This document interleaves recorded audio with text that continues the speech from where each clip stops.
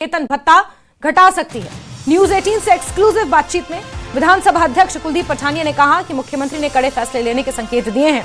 विधायकों का जो वेतन था अभी कुछ समय पहले ही बढ़ा था एक सुर में। बीजेपी और कांग्रेस के विधायकों ने इसको लेकर विधेयक पास किया था पिछले विधानसभा सत्र में। एक फैसला यह भी हो सकता है कि मंत्रियों विधायकों का वेतन भत्ता घटाया जाए।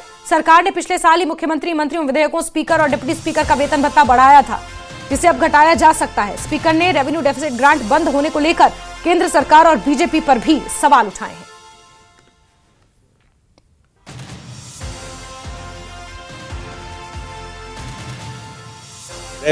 रेवेन्यू डेफिसिट ग्रांट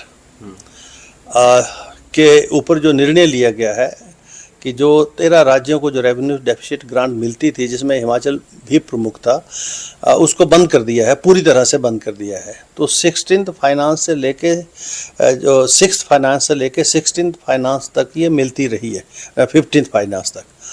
और इस फाइनेंस कमीशन ने उसको बंद कर दिया। एक नई परिस्थिति पैदा हो गई है, इसी पर चर्चा होगी। तो मुझे लगता है कि ये जो नई परिस्थिति है जिससे जो है सरकार जो है, मेरे ख्याल इसके ऊपर चर्चा करवाना चाहती है। जैसे राजनीतिक दृष्टि से मैं कुछ बयान सुन रहा था, जयराम ठाकुर इनका प्रोफेसर अनुराग ठाकुर प्रोफेसर साहब का भी बयान आया है।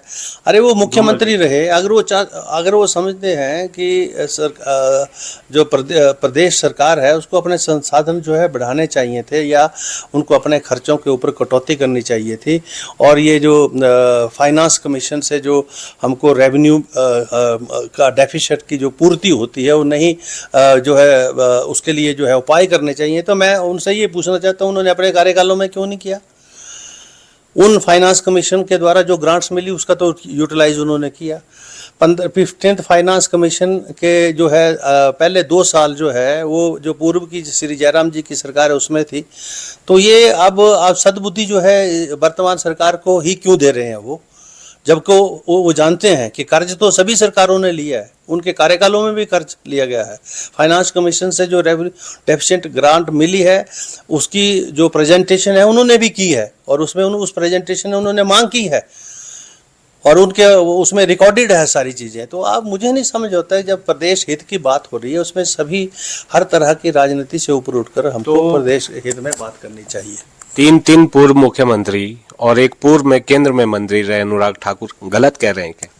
स्वाभाविक दृष्टि से जब उनको पता है कि प्रदेश के जो संसाधन हैं उन संसाधनों में प्रोपोर्शनेट बंटवारा नहीं हो रहा है। हमने सुप्रीम कोर्ट से डिग्री ले, माननीय प्रेम कुमार धूमल जी मुख्यमंत्री हुआ करते थे, आदरणीय वीरभद्र सिंह जी ने वो केस किया, और उसके बाद सरकार बदली तो उन्होंने फॉलोअप किया, सुप्रीम कोर्ट से डिग्री ले ली। कब की डिग्री? 2007 और 12 से ली हुई डिग्री आज तक एग्जीक्यूट नहीं हुई। वो 2200 करोड़ रुपए किसने देना है?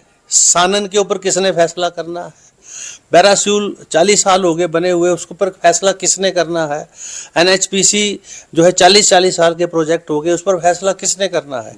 चर्चा ये भी चल रही है कि माननीयों के जो वेतन भत्ते बढ़ाए गए थे उनमें कटौती होनी चाहिए। जो सरकार ने फौज लंबी चौड़ी खड़ी कर दी है उसको लेकर भी सवाल है। ऐसे बहुत सारे विषय हैं जो सरकार के विचाराधीन हैं, और मुख्यमंत्री जी ने ये इस बात का संकेत दिया है कि कड़े से कड़े फैसले भी लिए जाते हैं, लेकिन सामाजिक सुरक्षा के जो कार्यक्रम हैं, सामाजिक सुधार के जो कार्यक्रम हैं, गरीबों से जुड़े हुए जो कार्यक्रम हैं वो, और वेलफेयर जो हमारी योजनाएं स्कीमें हैं वो उस प्रकार से नियमित रूप से हिमाचल सरकार जो है इन परिस्थितियों में भी जारी रखे। बड़ी बात यहाँ से ये भी कही गई है, जो चर्चा अब चल रही है, जो चुनौती है उसको देखते हुए बहुत बड़े फैसले जो है सरकार ले सकती है, और यहाँ पर विधानसभा में सदन के भीतर भी उस पर चर्चा हो सकती है। शिमला से रणबीर सिंह, न्यूज 18 हिमाचल।